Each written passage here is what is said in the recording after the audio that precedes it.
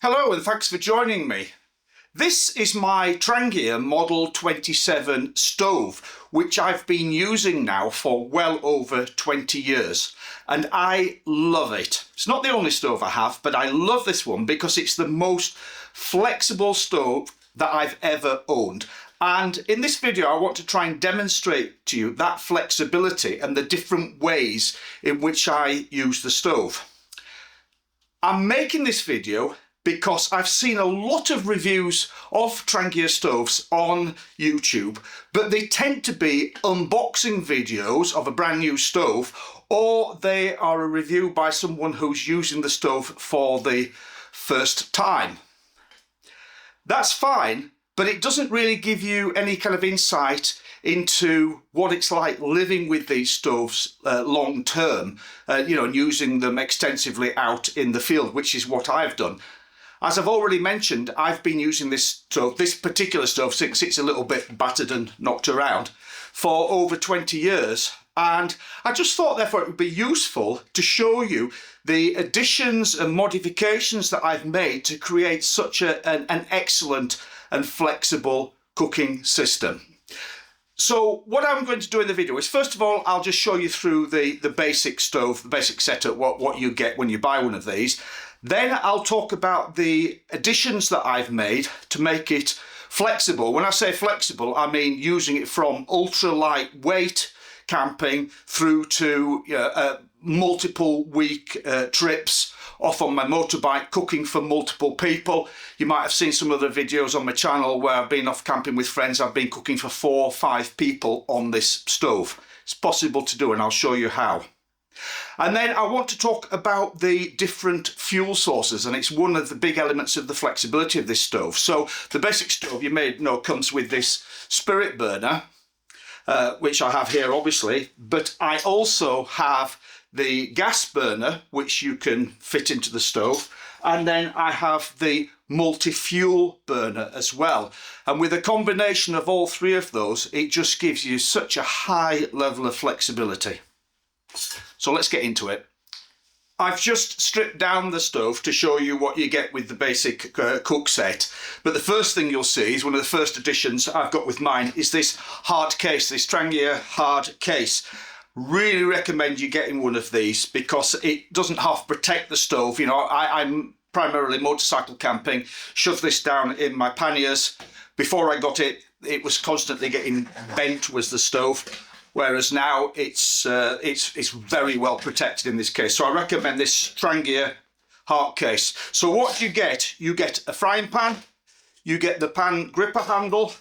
Depends on which models, you get lots of configurations you can buy. I got the one with a kettle, but if you get one without a kettle, you can buy it after. Then you've got a couple of pots here, 2 pots, and then you get the stove base and windshield. So it assembles like this. You put your burner in here, put the windshield on, that's your stove. To put the kettle on, you put it in there. As you can see, you've got the windshield built in. Your pan's in there. To use the frying pan, you fold these legs out, and then the frying pan sits on top here. So what modifications have I made to this basic setup? Well, the first one I've already mentioned is this Trangia hard case. It's very neat, protects the stove. I think it's better than the basic cloth bag you get. Second addition I've made is, you can see the frying pan. I've changed out the original frying pan for this anodized aluminium one. You can also get non-stick ones. I've got a couple of non-stick pans, which I will show you in just a minute. But the standard aluminium frying pan doesn't half stick. Everything you try and cook sticks to it. So I very quickly changed that out for something that's a bit less non-stick. You still get some sticking, you can see on that, but it's a lot better. Second modification you might have noted is I've put some better, if I bring this in closer, see if you can see, some better heat protection on the handle of my kettle. This is that sort of silicone stuff, and I actually bought this in a kitchen shop, or I think it was in the kitchen department of a department store. This is originally intended for oven trays. If you train your oven, when you're sort of reaching in, if you sort of reach into the bottom tray underneath, you can burn your hand, and it's to stop you burning your hand on stuff. So I just bought them very, very cheap, bought a length of that, cut it, and it just wraps around. It's not fastened on anyway, it just wraps on. And that just means that then when it's been on the stove, I'll lift the kettle off, the handle's not hot. Very simple modification. Another just very simple thing, you can see here, I've just got a little bit of, it's that sort of non-slip matter cut, and that's inside there. That's then to stop the two pans rattling together when they are fixed together in the bag. Another addition which many people make, it's definitely worth getting, is one of these lids. It's a combination lid which you can put on your pan, demonstrate. Don't put it on the pan when the pan is on the heat, because it's not fireproof. But you put it on the pan, lid on there, works as a straining. You can see the straining hole, so you can strain. There's a hole there for your gripper handle, so you can strain with the gripper handle on there. And also it's usable. It's useful as a chopping board, is this as well. So it's a multifunctional tool. So that's definitely worth getting. Another addition which I got is this, which is a little pot stand. If you have a look inside the stove there, you can see there's these inbuilt stands, but you're limited to something the size of your pot here or the kettle to rest on there. So if you want to put something smaller on there, it's not going to sit on there. So, for example, I've got this little titanium pot here, coffee pot, which is too small. So this little stand will go on there, hopefully you can see, and then you can stand something smaller on there. So these additions, right, the lid here, this stand, they all just fit in easily. They don't take up any more room. So if I just disassemble the stove again for a minute and show you, it all just goes in together very neatly. Well, I pull those down first, put that on, all goes together neatly with those in. So it doesn't add any more bulk to the system. So I said a moment ago about the flexibility of this stove. One thing I want to show you, so I'll just put it back together again. One of the things which I particularly like is if I'm out with friends and I'm cooking for a lot of people. So let me just put the basic stove back together again a minute, and then I can show you. Now, some people think, well, should I get the 27 model, which is this one, which is the smaller one, or the 25 model, which is the larger one? Well, I would put to you that if you have a 27, this one, the small one, you don't really need to buy a 25. Something that a lot of people don't realise is that the pans from the 25 will fit on this. So if I fold out these pot stays here and put the frying pan, the standard frying pan on there, you can see it sits on there. But I also have here a much larger frying pan from the 25. Just compare the size of the two. You see it's substantially bigger. This is a non-stick pan, by the way.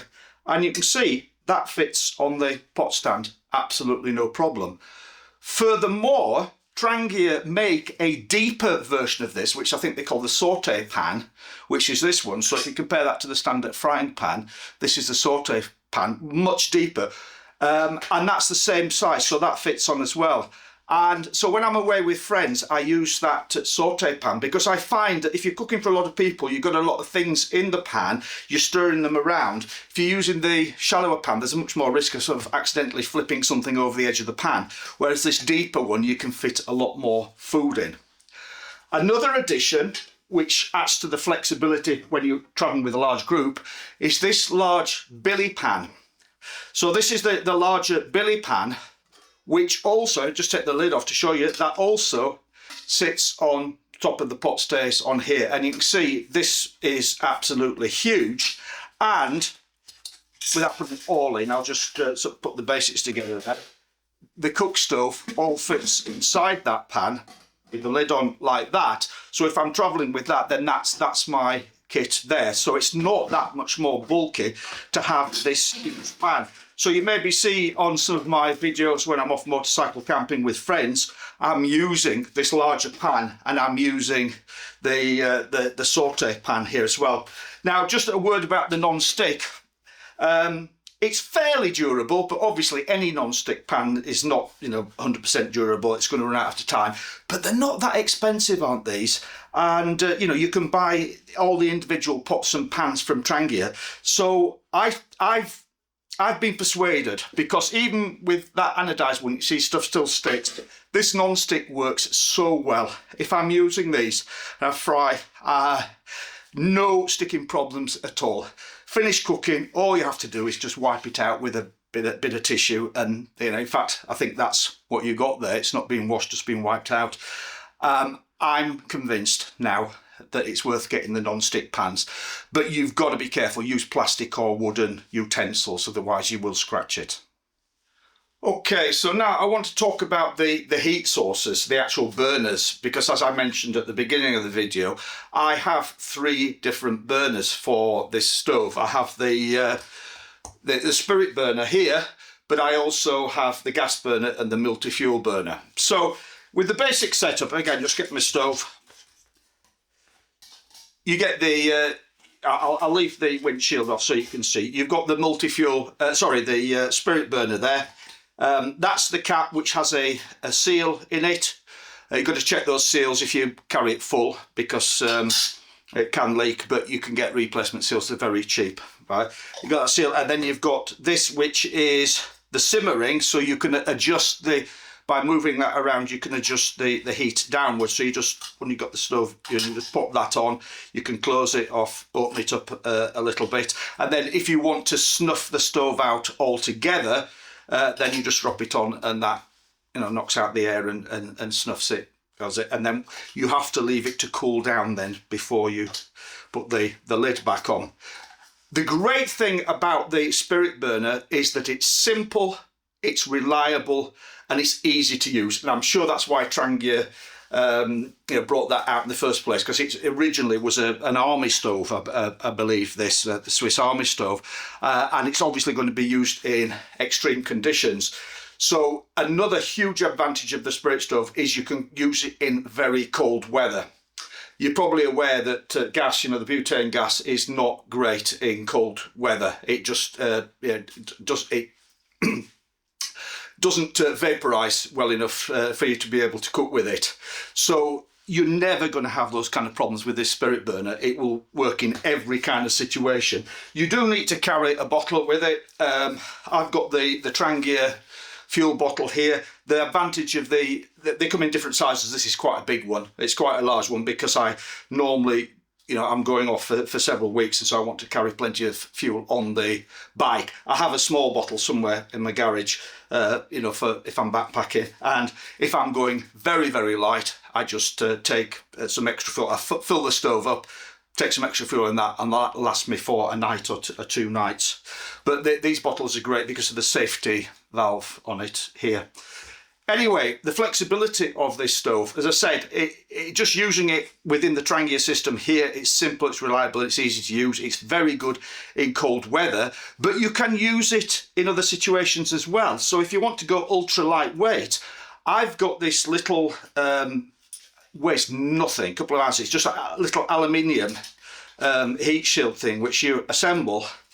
Now Trangia do make one which they call the triangle, which I will admit is better than this one that I've got. Whoops, needs to go that way around. It's better than this one, but it's also very expensive, and I don't do enough ultralight camping to warrant spending the kind of money that Trangia want.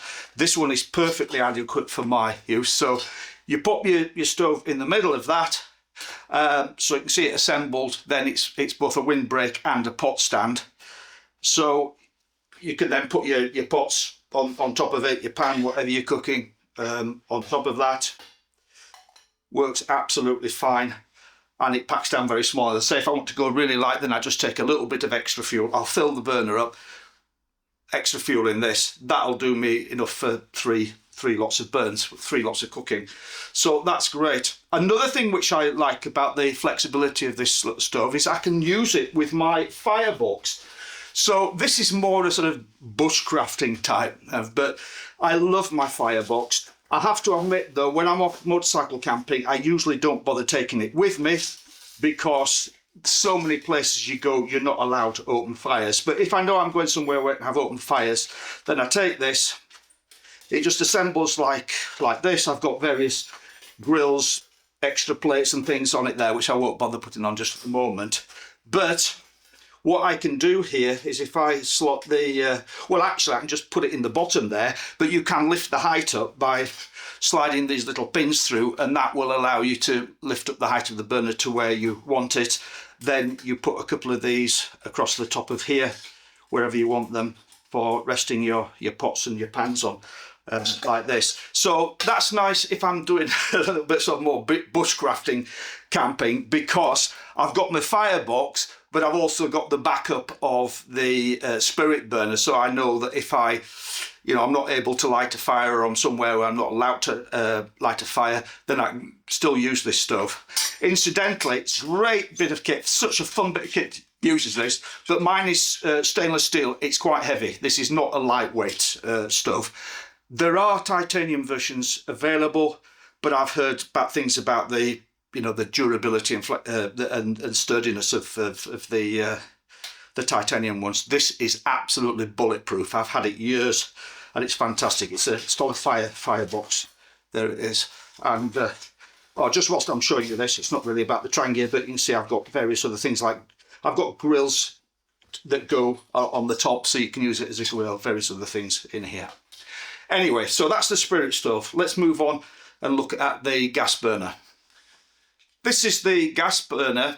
It's actually a Primus stove, Primus gas burner, but it's sold by Trangia, and it's designed to fit into the stove. So you can see that there's a hole at the side there. So you pass the gas pipe through here, put the gas tap out that hole, and then that clips into place there. You can put your windshield on top, and then you need a gas bottle. So I've got my gas bottle here. This is just a little lid I keep on it so that the thread doesn't get damaged. Nice little brass lid, and you screw that onto the end there, and of course trying to do it on video. That's it. There we are, and you've converted the Trangia stove into a gas stove. Then why would you want to do that? Well, cooking with gas is just so much quicker than cooking with the spirit stove. It's clean. If you use the spirit stove, you'll find that bottom of your pots tend to get blackened up, whereas with gas it's totally clean.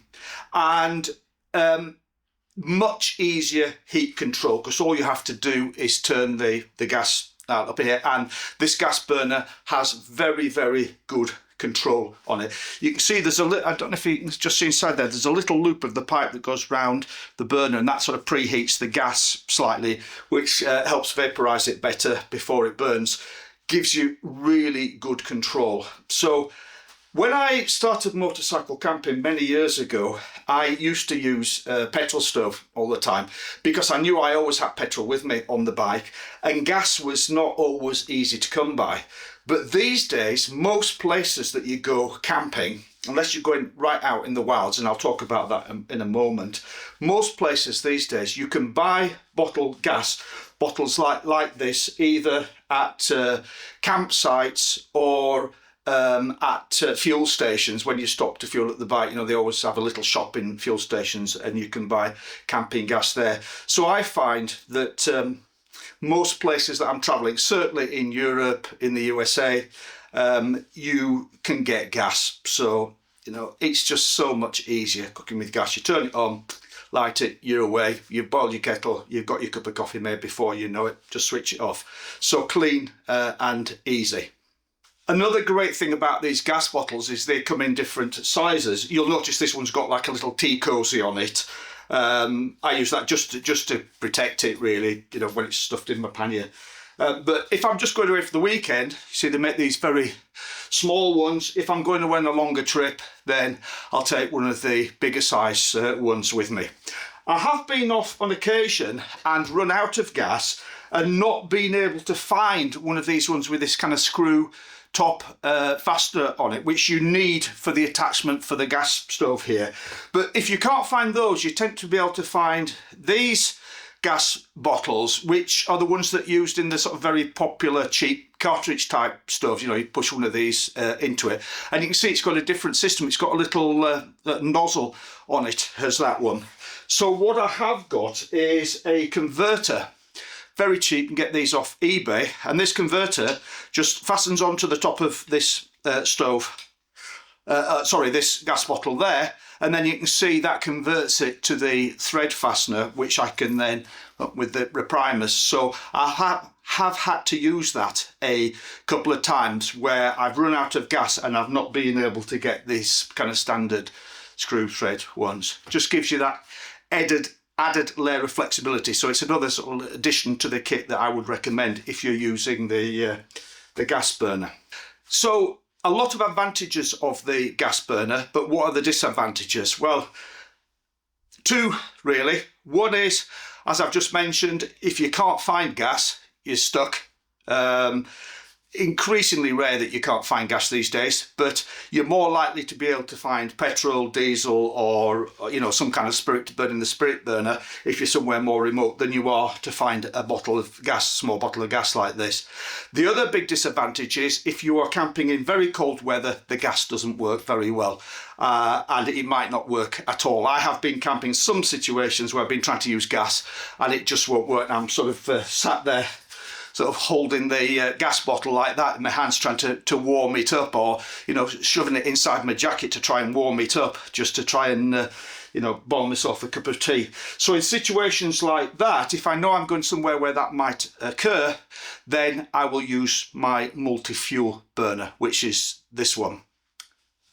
I've just switched out the gas burner for the multi-fuel burner. You can see that it looks slightly very similar setup. It fits in exactly the same way with the pipe that comes out that whole side, and it has exactly the same threaded attachment and tap on the end, which means that you can still use this with a gas bottle. The gas bottles fit on here in exactly the same way. So if you're using the multi-fuel stove, you can just use it as a gas stove. So if I take this on a trip, then I always set off with a bottle of gas and I use the gas until either I run out and I can't find any more gas, or I'm in conditions where the gas is not working properly.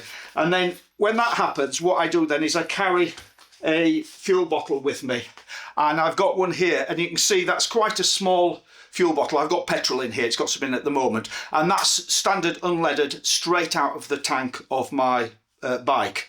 You can see that that's quite a bit smaller than the bottle for the spirits there. The reason I've got a smaller bottle is simply because I've got a large bottle on the bike all the time, so I don't need to carry much extra here. I can always just top this up whenever I need straight from the bike, just using a siphon tube out of the bike petrol tank. That's got exactly the same attachment, so you attach it on here. I will put it on here, but I'm not going to light it just now. So you attach that on there, you pressurise the system using the pump here. I'm not going to demonstrate how the multi-fuel stove works just at the moment. Just take my word for it that it will work in any condition. So even when it's really cold, it works absolutely fine. So you might say, well, if I can use gas for this as well as you know, petrol, or it will use diesel, I have to change the nozzle to use diesel, kerosene or paraffin. It's the same nozzle for using petrol and gas, so I just use that. I always use petrol, so I say I've got it on the bike, so I just leave that nozzle in all the time. Why would I want to take and use the gas stove then if I can use the multi-fuel stove? Well, there's a number of reasons. One is that it's very, very noisy, is this. Even with gas, it's very, very noisy. And there is less control of the heat than there is with the gas burner. There's a lot of control of heat with that gas burner. You can turn it right down to a very gentle simmer. If you try and turn this down low, it just goes out. It's great if you just want to boil water very quickly or heat something up very quickly, but if you're actually cooking something and you want to leave it simmering gently for 10-15 minutes, it's quite difficult with this. So my preference is, if I'm going somewhere where I know I can get gas, I'll take the gas stove. If I'm going somewhere a bit more remote where there's a risk that I won't get gas, then I'll take the multi-fuel burner, I'll take my gas bottle, and then I'll take this as a backup. And I actually take this fuel bottle empty, because then I only need to fill it up if I need some fuel, take some off the bike. So that just gives me a lot more flexibility. Okay, sorry, just say something else about the multi-fuel stove, another negative point that I've just thought of, and that is that if you've not used a petrol stove before, you may be not aware of this, but there is absolutely no way that I would ever use a petrol stove inside my tent. So, if the weather's really bad, it's quite common, to cook under the fly sheet of your tent, in the porch, the vestibule area of your tent. I would never ever risk doing that with a petrol stove, because there's a serious risk of flare-ups with the stove, particularly when you're lighting it at first before it's settled down. Because if you're using petrol, what you have to do is, first of all, you pour a little bit of petrol, you release some petrol, so you just release it through the tap from the bottle, and there's a cloth mat at the bottom which soaks up the petrol. You then light that, or you can use methylated spirits or anything else. What you just need to do is heat up the whole stove first, because the whole system is reliant upon vaporizing the petrol or diesel or kerosene, whatever it is that you're burning, has to vaporize it before it comes out of the nozzle, so that it will so it will burn properly. And if it doesn't, you get huge flare-ups. I have seen people destroy their tents by getting a flare up, setting fire to the fly sheet, and it's a matter of seconds before the whole tent is burnt down. So again, another reason why I prefer to take the gas stove if I can, because it's much safer, much more control. Obviously, it's okay using this for gas. You get less chance of a flare up using it for gas than you do with petrol, but I would never use the petrol stove inside the tent. I should just point out, because I just realised when I'm showing you this, that it's not complete, so just in case anybody's familiar with this, there's this little element which goes on top of the stove. There's clips on. So what happens is, just show you how it works. So you pressurise the system, the system's pressurised, then you heat up the stove, vaporises, and there's a little jet there. It's just like the jet you get in a carburettor on a motorcycle. It squirts out. So the problem is, if it squirts out as liquid, if it's not hot enough, it's being vaporised, then you get this huge jet of liquid, petrol firing up. That's why you want to be careful with it. And what this is, just a little deflector, so you put that on, hits that, deflects it, and disperses the flame, a wider flame, so that it spreads on the bottom of your pot. Anyway, enough of that. Hopefully that's useful for you. You don't have to take all of the kit with you. So if I'm wanting to travel light, I will strip down what I take with me. So I'll leave the kettle behind. You don't need to take the kettle. So maybe if I want to travel light, I'll just take the stove base, beg your pardon, the windshield, one pot, and the small frying pan. And so that's cutting down weight. And obviously then you can stuff extra things inside here if you want to as well. So that cuts down a lot of weight. Or, when I'm traveling for a long time, so if I'm hitting the road for several weeks, or I'm traveling with friends, then I'll add all of the other stuff that I showed you earlier to make it into a much bigger cooking system. But in actual fact, what I will probably do is make another separate video about that, because I've been motorcycle camping for 45 years now, and I've been, camping, backpacking much longer than that. And from my experience, I've developed what I call a 3-tier or 3-level system of camp kitchens. From the really basic, just heat up some water for a drink and heat up a ready meal, through to a sort of medium system, through to the full-blown camp kitchen, which is what I'll take is when I'm on the road for several weeks because I quite enjoy cooking. It's part of the camping process, so I will take quite a large camp kitchen with me. So I'm going to make a separate video in which I go through all of those. So I'm going to shut up now. I hope that you have found this video useful and interesting in terms of just understanding how flexible this Trangia setup can be. Thanks a lot for watching. Hopefully see you again soon. Bye bye.